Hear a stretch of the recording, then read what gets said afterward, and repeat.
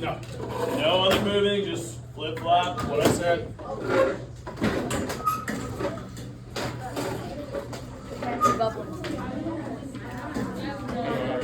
Alright, sir. Perfect. Beautiful. Alright. Is this me here? Yeah, yep. Yeah. Sorry, I don't have too many comfy spots. I don't need a comfy spot. Alright guys, so thank you for doing this with me again. Hopefully we can get the Jolly Ranchers rolling out again, because that's the whole point, that's the whole reason we're here. Today, so we usually do a bell work, we ask a question sometimes. I wanted to ask this question. This is important not only for this unit about the American Revolution, but it's important for day-to-day life. You guys all have phones, we're inundated. We get a lot of political stuff all the time, and a lot of stuff trying to sell us things. So the question is, what is propaganda? Has anybody heard that word before? Propaganda. It's like they try to all, I don't know how it is, but it's like they try to get their message to you in like an altered way. And it's Okay. like some type of news to try to get you to see. Okay, that's good. What else? Propaganda. What are some contexts where we've heard that word before? Propaganda.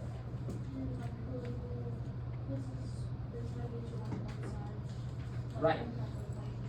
Exactly. Yeah, that's good. Yeah. Anything else? So that really covers it, right? The next part of that is who uses it. Who uses propaganda? Leaders.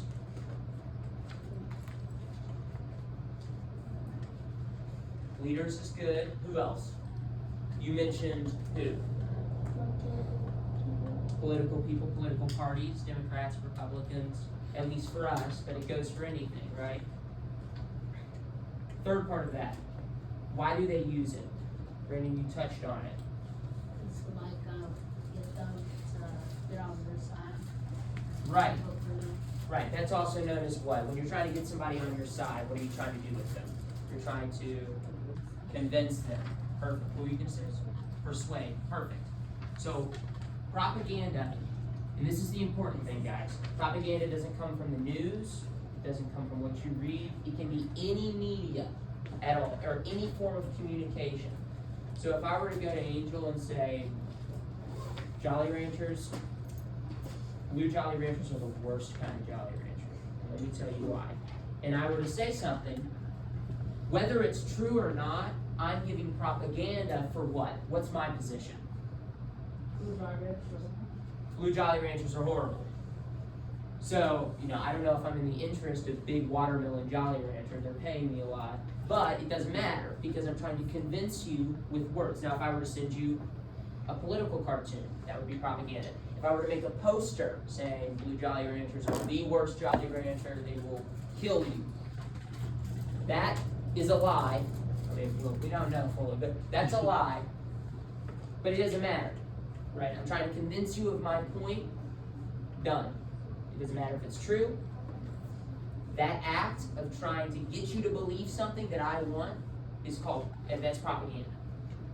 So we hear propaganda a lot. It's used in a negative way, but really it's anything.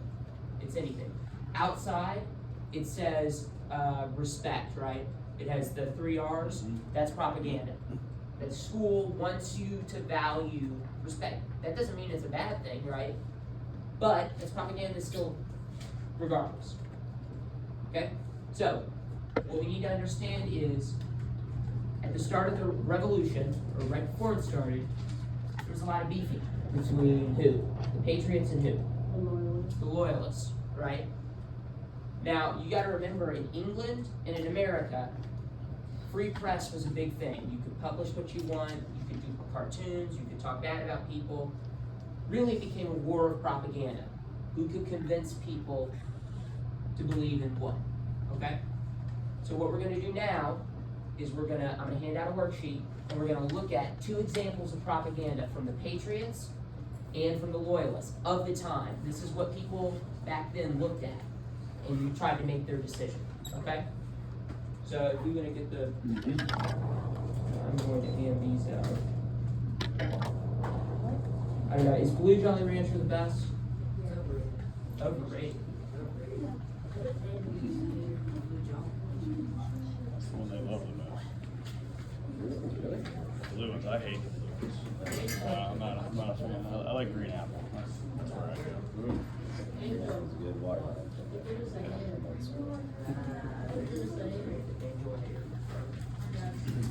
That's probably very good.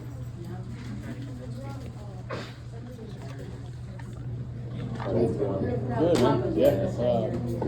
This is probably the best year that I've had the whole time as far as wow, I feel like as far as meat. All right, guys, name on the front. We're gonna go over these questions together, okay? So don't worry about it. I know things change. Did anybody not get one? Switch this name to switch to this one. All right. So when we get those cartoons up, you'll see what I'm talking about. And there's some trend lines, right? Because certain things make people feel certain ways. We don't like seeing certain things, especially in America, and especially it's the same thing in England. We kind of recoil at certain things. Did you want this one or the other one up first? Let's do the loyalist one first. Okay. And you can turn down one or both of those lights if you need them to see it better. Yeah, that might help you a little bit. All right. I don't know if I can blow that up anymore. So this cartoon Oh, my bad. I don't know what I did. here, and there. Can't see there. Just point exactly where I need to. There we go. Okay. There you go. All right. So this cartoon is a loyalist cartoon. So real quick, what do we see happening? That's very basic, Angel. Right. Making him drink something. Right. What else? What else do we see? Is that dude doing it willingly? Does he look like he's having a good time? He's feathered, right? What else? These guys don't look like the best characters, right? That guy's got a club. What's going on in the background? Can anybody tell? Right, the Tea Party. So we don't really know. What were you gonna say? Tea Party? That is a very good observation, right? This is a noose, right? Can anybody read what that says up there? Liberty Tree. So all of this stuff, this cartoon is made by a loyalist. What do loyalists believe?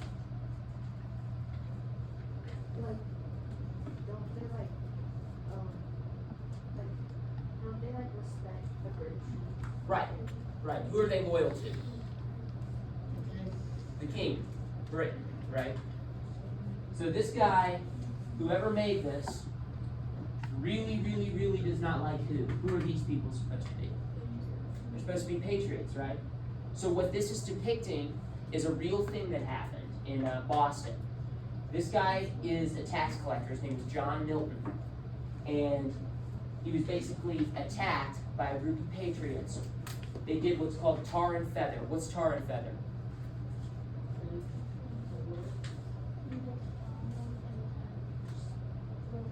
Throw feathers. Right. So it's humiliating, but also, what's the big part of the tar? What's the kick with the tar? Is the tar cold? Yeah, it's boiling hot tar. So you can imagine in a time where hospitals weren't really a thing, burn treatment wasn't really a thing, this was an extremely painful and often deadly thing to do to somebody. So they would dump hot boiling tar on you, and then they would throw feathers on you and parade you through the streets. And what is that? Starts with a V. It's very what? Violent. It's very violent. And we in America do not like public violence like that. It kind of makes us grossed out. This is what? Right? They're dumping tea into the ocean, that's what? That's destroying property too. And what does this imply? It's a noose. What does that imply? They're going to hang somebody. So imagine being a colonist in, you're completely neutral, you don't like the Patriots, you don't like the Loyalists. What are you going to feel about the Patriots if you see this, right? That's one of our questions. How are we going to feel?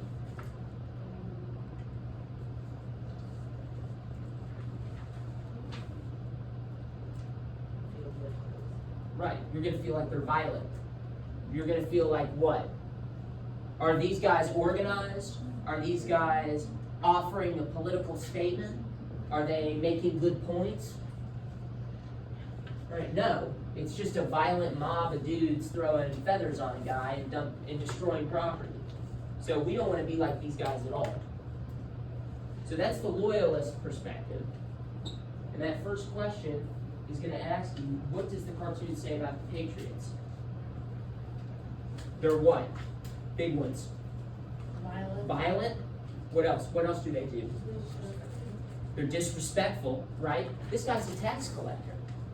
He works for the king.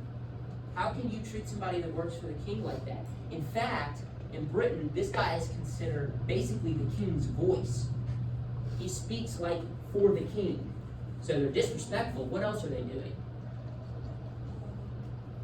They're violent, they're disrespectful. They destroy property. I mean, these guys are real bad dudes. So that's what the loyalists are saying about the Patriots. If we move to the next, this is what the Patriots basically say about the British.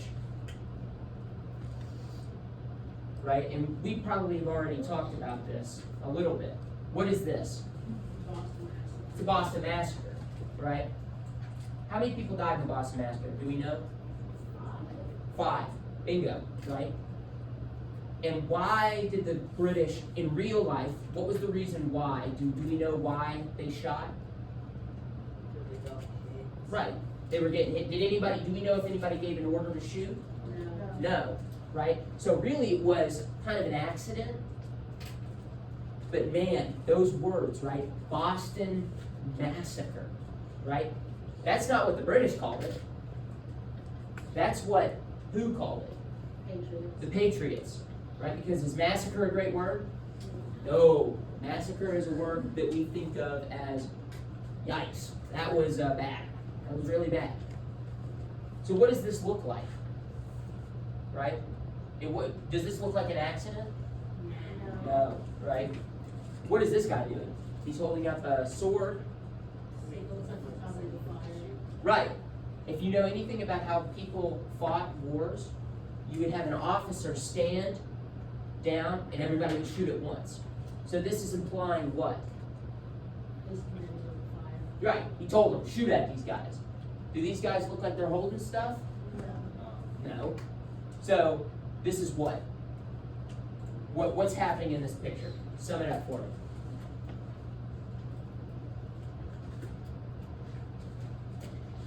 Angel?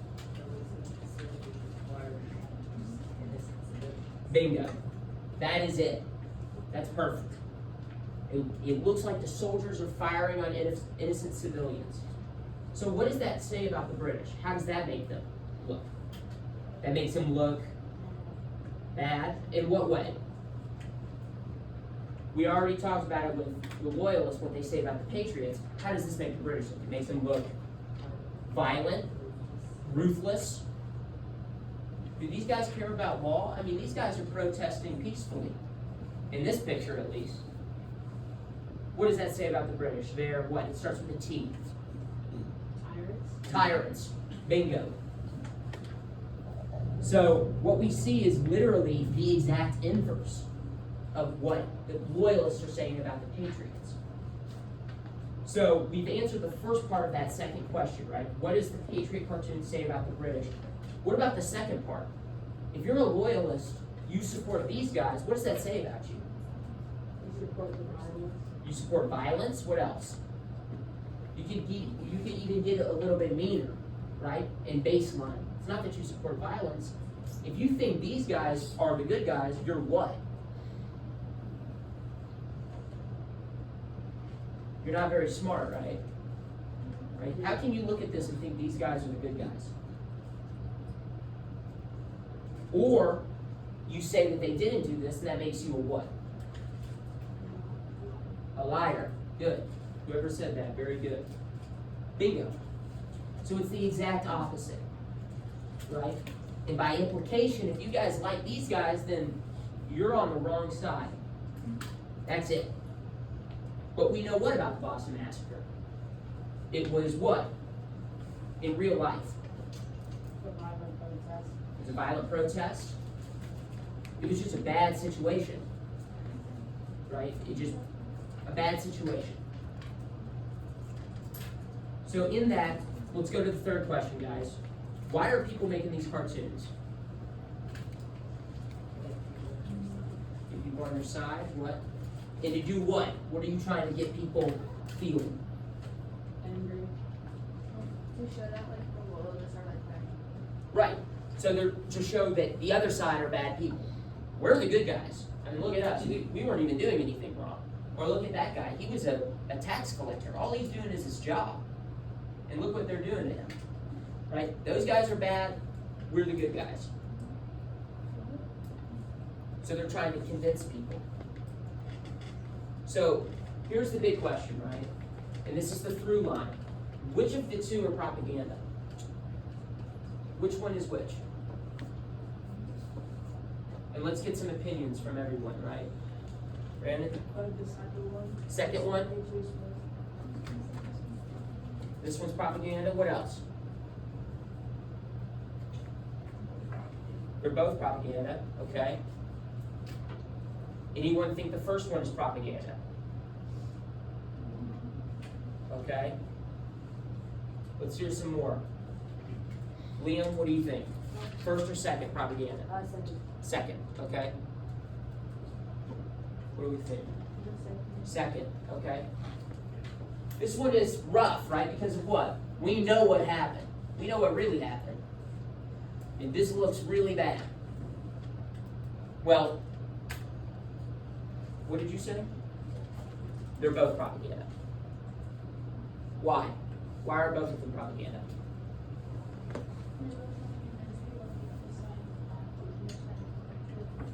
Right. John Milton was tarred and feathered. That did happen. But does that make that any less propaganda? No. Right? You're saying these guys are bad. Look at what happened. It could have been totally true. This could have been absolutely true, and it still would have been propaganda. So that's what we were looking at before the revolution. These guys are bad, and these guys are bad. Both of them have good points, right? And we'll be going over that in a second. But both are using propaganda to try to convince that big group of guys in the middle who don't have an opinion on who is and isn't right. And they're both using propaganda. So with that, make sure your names are on it and pass them to the side. I'll come and pick them up. Say that one more time. For the first one? Third one. Why are people making the cartoons? One more time. They're trying to convince people, right? The whole point of propaganda is you're trying to convince people. Any more questions? We all good? All right. Send them to one side. I'll come and pick them up. Now we're going to move into the independent work, which is going to be a slideshow on Canvas, okay? So if you want to, and we'll go over it real quick, just to go through it. How are we looking on time? Still good. You're good. Still good? Yep. All right. So if you guys want to get your Chromebooks out.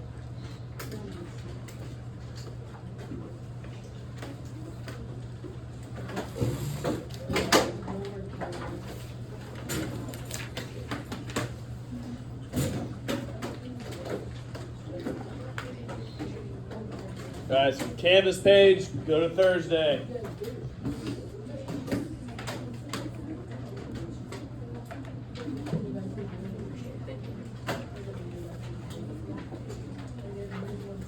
You guys got your papers? Good. Good job have any questions.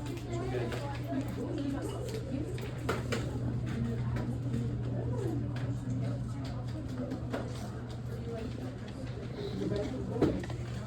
Guys, you know the drill. Look at it on Thursday. Road to Revolution, choosing sides. Click that, hit file, make a copy so you have that so you can edit that. Okay, I'll pull it up and then Mr. Spalding will go over that with you. So hit your file, make a copy so you can type in it.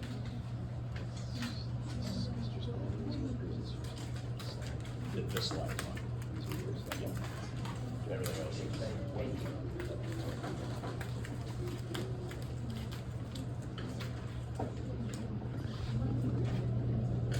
All right, guys. So for the rest of the period, I'm going to be walking around. I'm going to be checking in on you guys, making sure everything's going okay. But this is what we're going to be doing for the rest of the time. We're going to be looking at choosing sides. We talked a lot about the Patriots versus the Loyalists. What's the main difference between the two? Patriots are what? What are they for? Starts with an I. Independent. Bingo. And the Loyalists believe what?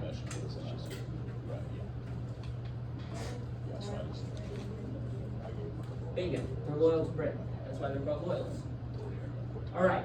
So, choosing sides, Patriot versus Loyalists. The American Revolution divided colonists over which country they supported. But how many American colonists supported independence from Great Britain and how many opposed it? It is impossible to know exactly. For years, it was widely believed that 1/3 of the colonists favored the American Revolution. Another 1/3 was assumed to want to stay with Britain. The last third was undecided. These estimates stem from the writings of John Adams in 1815. Adams was one of the most important founding fathers. He was also served as the country's second president. Who was he first with George Washington? He was, you're not main president, you're vice president. He's the first vice president as well. Recent historical research suggests about 20% of the colonists were loyalists. Loyalists wanted to stay with Britain. Another small but important group was the Patriots. They believed American independence was the only option. But the largest group is largely ignored. These colonists were neutral or fence-sitters. They did not commit strongly to either side. So if we go to the next slide, you guys are going to answer the questions down here. If you have any questions at all, ask me or Mr. Arnstein. We'll figure it out. So you're going to be talking about the reasons why somebody might be a loyalist or a patriot. Then you'll be talking about women and where their position was on this whole ordeal, where they were kind of moving towards. And then we'll look at African Americans. This one is very interesting, guys. Like, you could read books about this. It's fascinating. But African Americans in the war, and then Native Americans in the war, and then we'll finish it out with a video. Now, depending on the time, we'll either watch the video today, we'll pause, and we'll go and watch the video. You can quickly answer this question, or we'll save it as a bell work tomorrow and we'll watch it. It's a short 3-minute video. It's not that hard. But until then, you guys are going to work on these slideshows. Now, if you want to turn to the person next to you and work with them, that's totally fine, but make sure that work is your own, okay? So that's what we're going to be doing for the rest of class until the end, okay? So, good? Any questions? Any questions? The only thing I'm going to interject is 15 minutes, you all, to work on this, and then we are going to watch that video together. It's only about a 3 to 4 minute clip, and then you're going to be able to answer the question that goes along with that, okay? Anything that is not finished in class today becomes homework, because we are going to be moving on and going over it tomorrow in class, okay? So this should not take you a crazy amount of time. So 15 minutes, and we'll come together, we'll watch the video. Awesome. All right, guys.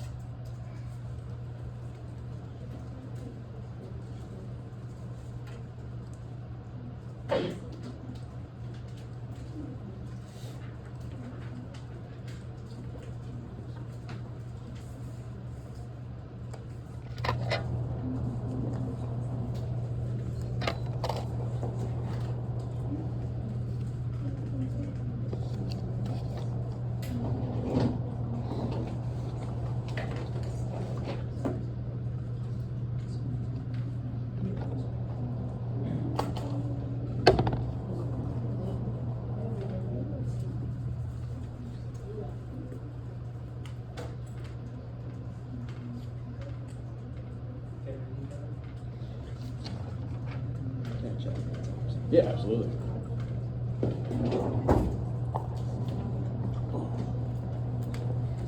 You good? Okay. Stay focused.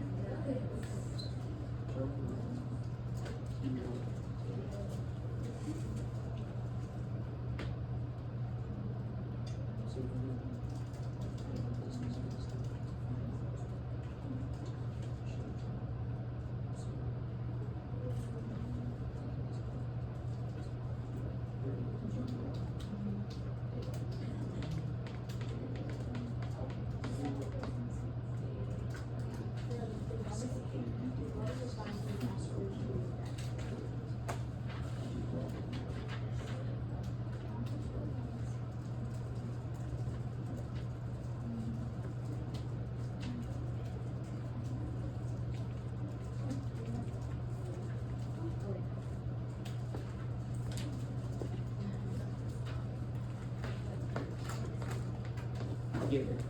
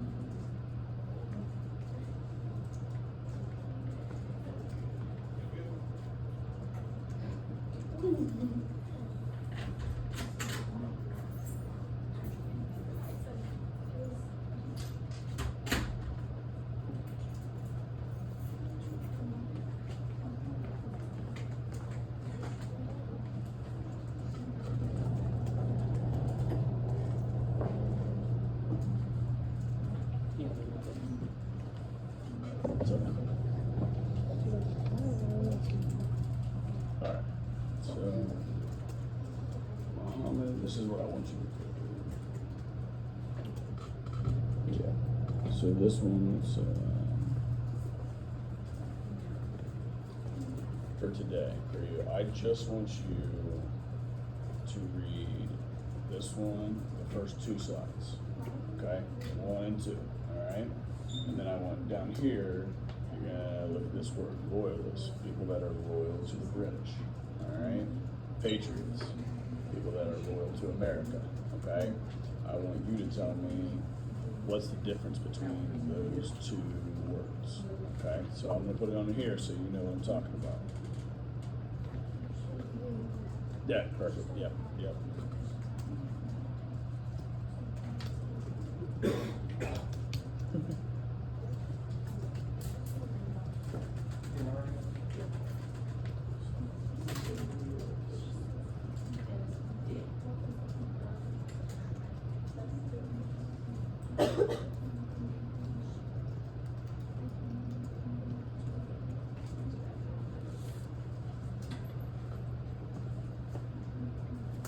You guys doing okay?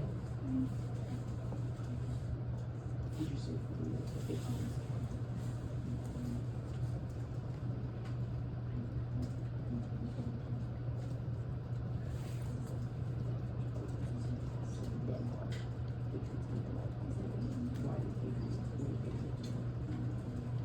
Okay, does that make sense? Okay, so just this slide, read this one, Yeah. and tell me the difference between loyalist and patriots. Okay, that's what I want you to do. Focus just on that today. Okay, so all you gotta do. Did you already hit 5? Okay, so whenever it says view only, click that arrow. Okay, that arrow here, and then you hit your file, make a copy, and then click that.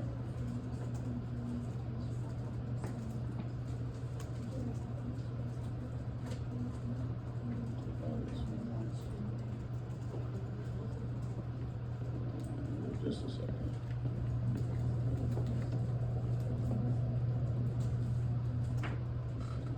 Now you'll be able to type in. Okay, what's up? Yeah, you got your pass. Bring that up for me. Doing okay?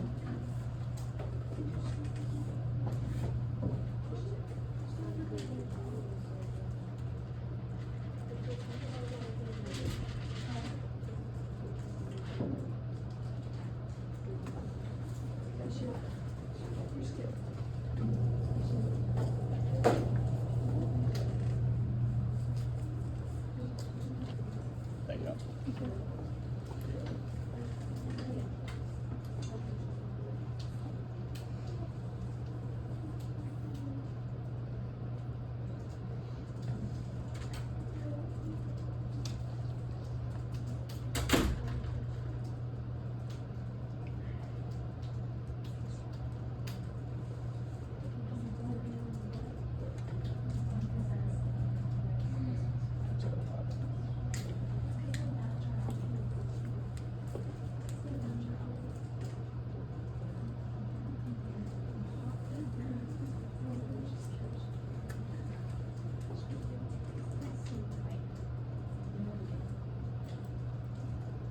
You all, when you do finish these, share them with my email. Again, we're going to do the video all together here. So in 5 minutes after that, if you still have work to do to finish it up, finish it today, tonight. Just make sure that it is ready to go by tomorrow. But we will do the video all together here in a few minutes.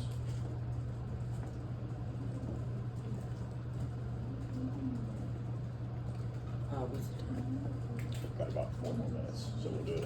We'll do it at 9:15. That'll give at least 3 minutes for the video, and then they can kind of fill in that last bit.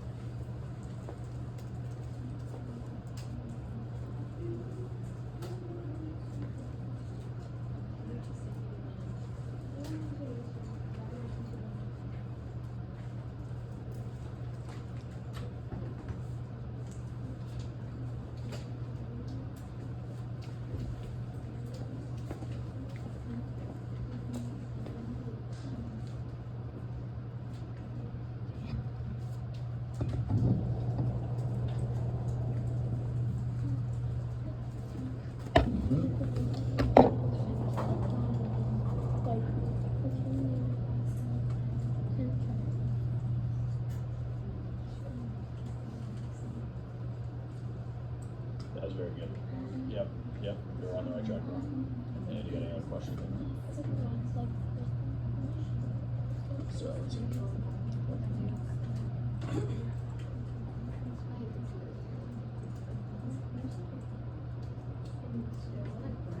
Let me see if there's anything else I want to put in. So, let's see.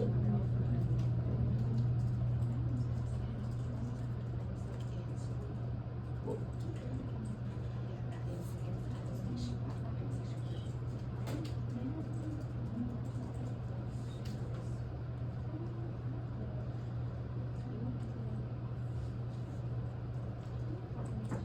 I would add this part too.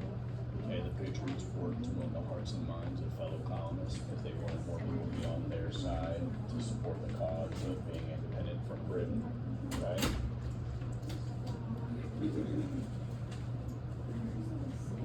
There you go. And just fill in the time back in.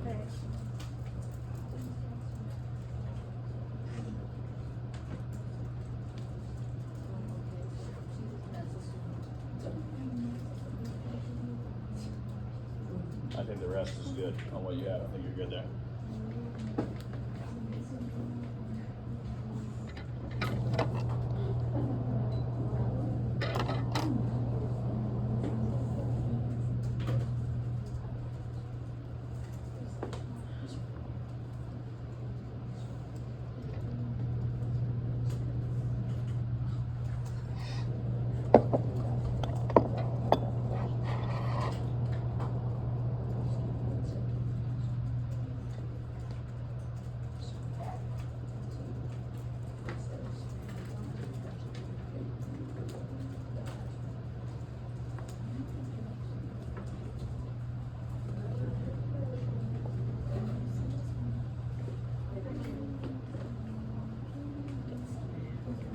Alright guys, we're gonna watch the video now, okay? So if you haven't done it yet, go ahead and scroll down to the bottom. And let's fill this in as we watch, okay? And this is the question, right? Describe the differences between a loyalist and a patriot and explain which side you would have been on, okay? And I know everybody wants to be a patriot, but let's think for real. If you had a lot of money tied up in the colonies, which side would you have been on? You want to hit the lights so I can see a little easier on that? And then guys, just make your observations, kind of listen to what they say, and then make your decision at the very end.